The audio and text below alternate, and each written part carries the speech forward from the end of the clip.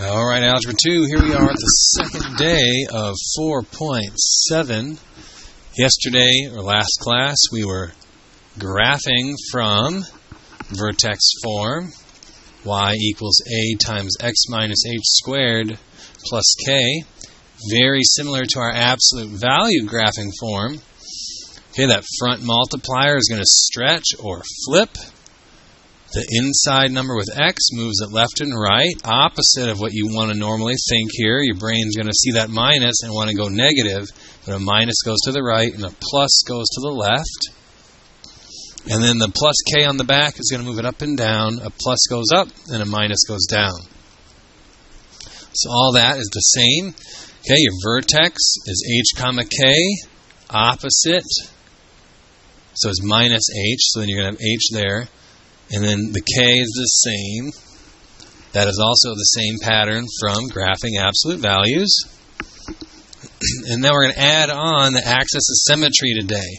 Okay, axis of symmetry is this dotted vertical line that goes right down the middle. Symmetry, reflection, okay, it allows you to reflect this point over, across. Okay, it's a vertical line, which is x equals, and it's going to be the same number as your x number from the vertex, because it goes right through the vertex. Okay, let's take a look. Our first one here, we have our vertex is at 2, negative 2. Our axis of symmetry would be x equals 2. It matches. It's a minimum. We got minimum written down over here.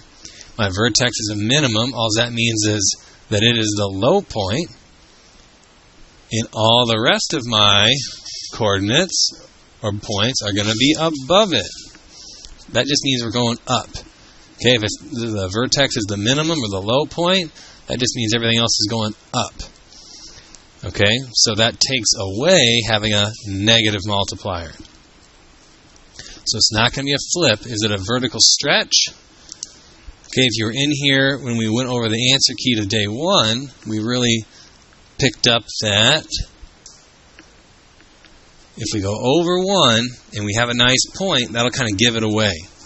So here we're going over 1, up 1. Okay, that's the normal pattern. 1 squared is 1. That's the normal pattern. So there's not going to be a stretch multiplier. If you go over 2, 2 squared is 4. 1, 2, 3, 4. Okay? No different. That's a normal pattern, no stretch multiplier. So no. We're ready to write our equation. Y equals, no multiplier in the front, x, and then it's opposite. This is a 2, so this one's minus 2 squared. And then the back number is the same on the outside, minus 2.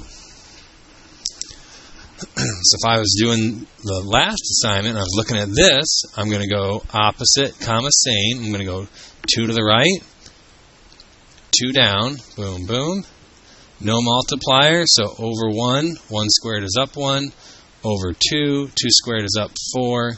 Reflect, and draw my line, or draw my parabola. Another one. Our vertex is at negative 1, negative 2, negative 3, 1, 2. Negative 3, 2. Ooh, this one doesn't have the axis of symmetry. X equals negative 3. Let's dot that in there. Is there a multiplier? Well, this is the maximum, the mountain top, and that means the rest of the points are going down. So it's going to be at least a negative multiplier to go down. Look at our over 1 point. Over 1, down 2. So that's going to basically tell us our multiplier is a negative 2. Negative because we're going down, 2 because we're going down twice as much. Normally you'd go over 1, up 1. The gap would be a 1. Now we're going down, so it's negative, and we're not going down 1, we're going down 2. If I were to go out 2, 2 squared is 4. But we're going down 1, 2, 3, 4, 5, 6, 7, 8, which is twice as much, and it's down, so it's negative 2. So we got a multiplier of negative 2. Okay, so y equals negative 2 x plus 3 squared plus 2. So there it is from a picture or from a graph. Next up, we have a description.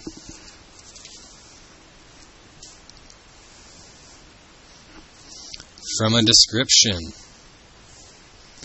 So a minimum value at y equals negative 3, minimum y value at negative 3, and our axis of symmetry is at 5. Okay? So remember, our axis of symmetry goes right down the middle and goes right through your vertex. And your axis of symmetry is the same number as your vertex. So this basically is giving us our x-coordinate for the vertex. And our minimum value at negative 3 is going to give us our y number of the vertex.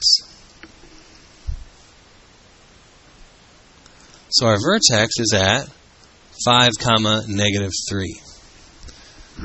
Okay, minimum. So I'm going to draw a little picture. 5, negative 3. Minimum means that's the lowest, and everything else goes up. So from this information, I do not have a multiplier. Okay, it's going up, so I don't have a negative multiplier. Technically, from this information, you wouldn't be wrong if you put in like a times 2 or a times 3 in the front, but we don't know we have one for sure, so we don't even need to. Really, all we're going to be able to do from this information is check if we had a negative. And we don't, because we're going up. So let's just take the easiest possible way after that. X minus 5 minus 3. And there it is. Another one. Now we have a maximum y value at 7, and our axis of symmetry is at x equals negative 3. So we're at negative 3, 7. I'm going to draw a little picture. After a few of these, you'll figure out the pattern, and you won't need to. You might like to, though. It's a nice little safety net. Negative 3, 7. And a maximum. That means that's the top, which means everything else is going down. Uh-oh. What does that mean for our multiplier? If we're going down, we're going to need to have at least a negative in the front. Okay? Again, we don't know anything else. You could put a negative 2, a negative 3 if you wanted to. It's technically not wrong. But I think let's just stay in the practice of putting the easiest one down, just that negative. Okay, x plus 3. X's are going to be the opposites, squared, and this back number is the same, plus 7. Okay, let's have you go ahead and try the next two on your own here. Go ahead and push pause and try the next two on your own. All right, welcome back. Let's see how you did. Okay, we have a symmetry at 1 and a minimum y at 2. So we're going to at 1, 2. 1, 2. Minimum means low point. So that means the rest of them are up, so we're positive. So just the easiest way possible here is not to have anything in the front. X minus 1 plus 2. All right, the second one, we're at negative 2, 8.